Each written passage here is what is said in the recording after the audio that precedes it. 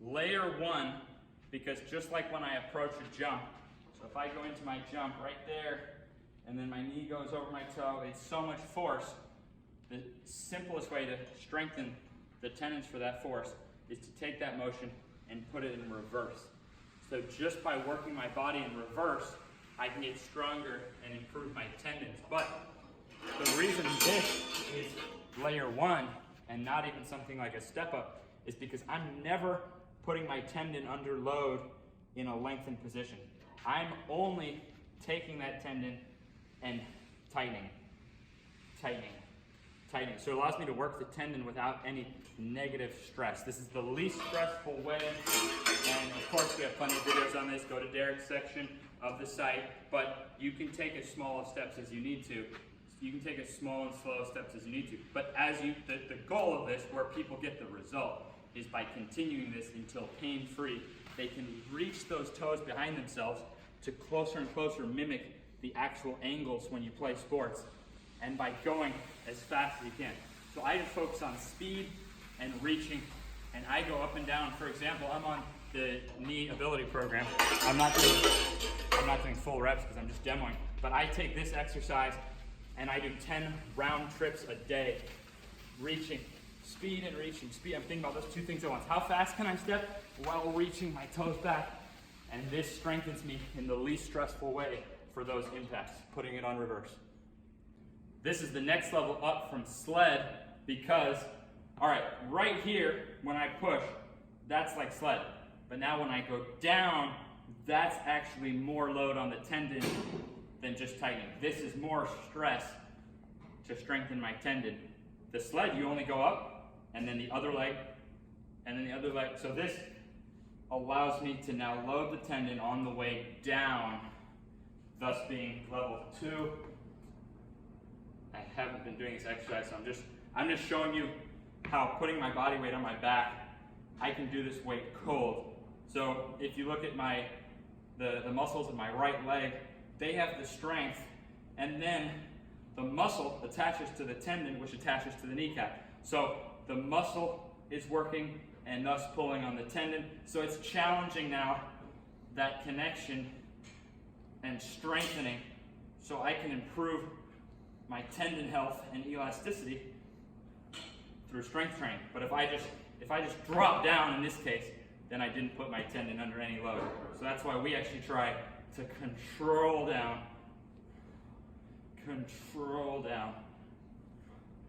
There you go.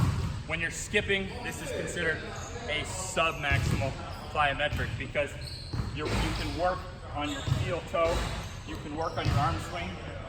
This right here, this is productive. I'm getting a balanced effect on my body because I'm going heel toe on the jump, but if you watch the land, is toe first. Because it doesn't make sense to be up in the air and then try to land heel first, which is a harder fall. So your heel toe jump, toe land, heel toe jump, toe land. And as you work your arms more, so just by working my arms more, you'll see my jump height increase. It's very controlled. I get an even number of reps each side. And then if I focus on my hip flexor even more, oh, that's left one, right one, left one. But even no matter how high you go, you never have to work through pain. And on your landings, you're still trying to be smooth. So whether I'm going low or high, I'm trying to be graceful and smooth on my landing. So this would be a sub-maximal plyometric that just about anyone could do at some level. We have lots of videos that show this, and Connor's going to break this down in much more detail, but taking my jump, 2 foot, there's 2 main techniques. There's the push, and then there's the punch. So this is a technique breakdown, arguably the most bang for the buck in terms of spending your time to jump higher, for example. So if I just work on pushing, punching, there, that was a technique rep right there. You can work on your technique, or I can really push, punch. So you see, I can increase the level of it, but it's very controlled. I could go from working this side to then working the other side. For 1 foot jumping, the breakdown is just trying to step as fast as you can. But the same thing, I can work one leg at a time, working my technique, or I could do it super light. So it's totally controllable. This is why this is under sport itself, because sport itself, you don't get to choose how much force you put. You do the force you need to the level of the game you're playing. So this is below that, and arguably more bang for your buck because it's safer. You can rebalance your body, and you can build your technique. So the improvements here directly make you better in your sport, but just playing your sport doesn't necessarily make your technique better. This goes into breaking down the technique of your sport. Again, it's a controlled environment, so it doesn't have the full load on your tendons of actually playing your sport. I'm warming up all 4 plants using my penultimate drills. So when I go off 2 feet, I'm gonna think push punch. So I'm here, push punch, and I'm going up and under. So at best, you'll see, I'm actually gonna try to get high enough to dunk. So if I'm about to play, I see the rim there. I'm trying to get high enough to dunk, but go up and under and finish. It's controlled though, because in a game, what am I likely to do? In a game, I'm likely to pick my strongest plant. But now here, now I have to mix it up the other way. Right, left. And then I have to go the other 2 ways. So now I'm going to think about speed of the last 2 steps. Okay, that was off my left leg. And then I would do the same thing. I would do the same thing. Speed off my right leg. So this would be a breakdown. It's as close as you can get to playing your sport itself without actually having the full variability and tendon load of your sport.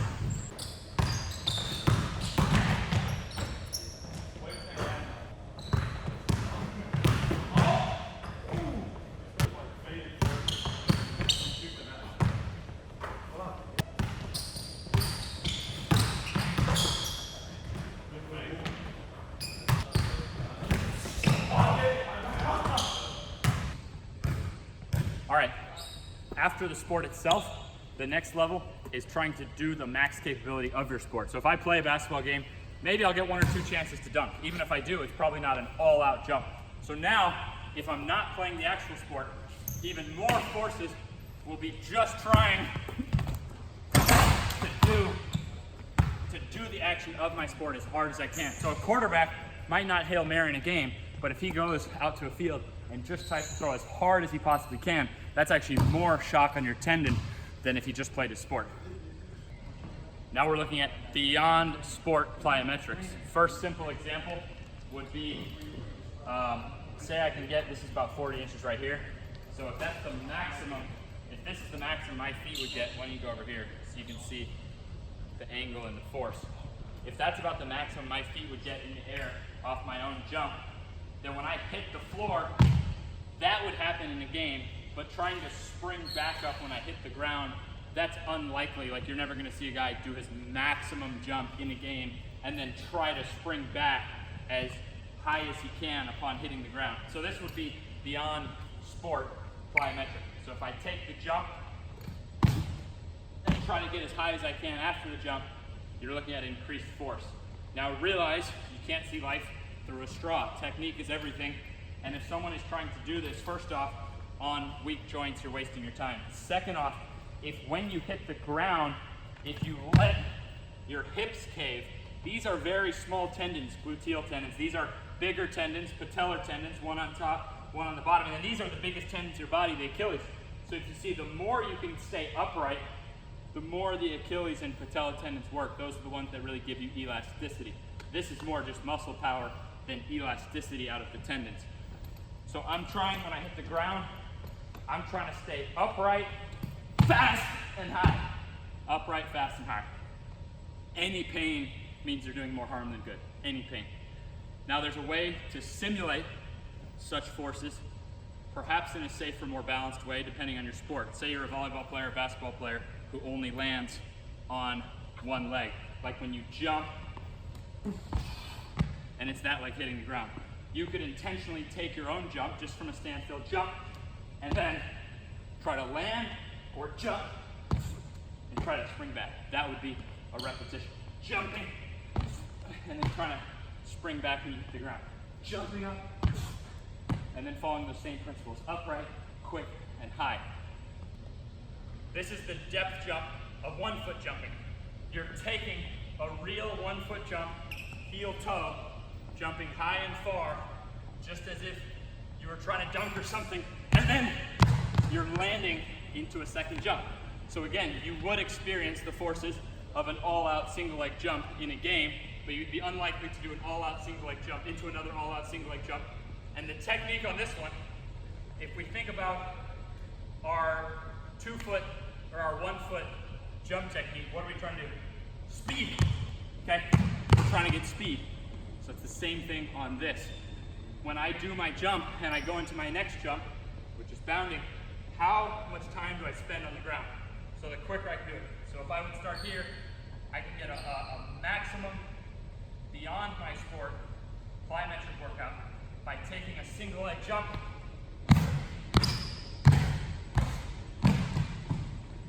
That would be a good set of bounds. As high and far as I can, that increases the total load as much as I can, and then as quick as I can, as high as far as I can, as quick as I can. So again, in a game, you'd be likely to experience the landing force, but unlikely to tell your body to handle that into another jump. So jump, jump, jump, jump. Hello there. We're looking at supra-maximal plyometrics, beyond what you can even create with your own body. So you have playing your sport, then you have doing depth jumps from what you can actually jump to, then you have bounding. You're creating those forces yourself. Super-maximal is beyond what you could experience in your sport or even on your own. We don't have any programs right now where we advise these. It's just you need to know it's there to have a full scope of things. I wish I could jump this high. I cannot jump this high on my own, but I can start from here and try to absorb the landing. So that's beyond any force I would experience in the game. Now just imagine if I try to take that landing and turn it into a jump. Chest up, quick, high.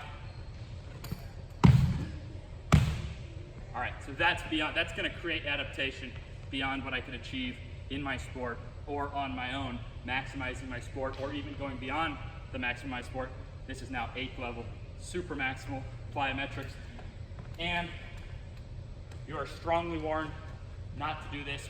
The higher up the levels you go, the more you're wasting your time if you haven't mastered the earlier levels. So the earlier levels are gonna be the most bang for your buck. But if you don't understand this is there, you won't have a full understanding of plyometrics. And for me, it's kind of fun, but I've probably done more sledding, more strength training, more base. I've probably done more of levels 1 through 7 than just about anyone watching this video, which is why I can do a few reps of 8. But even for me, I don't do this in my training because I haven't found the need for it yet. Progress as much as you can out of the other levels before trying something like this.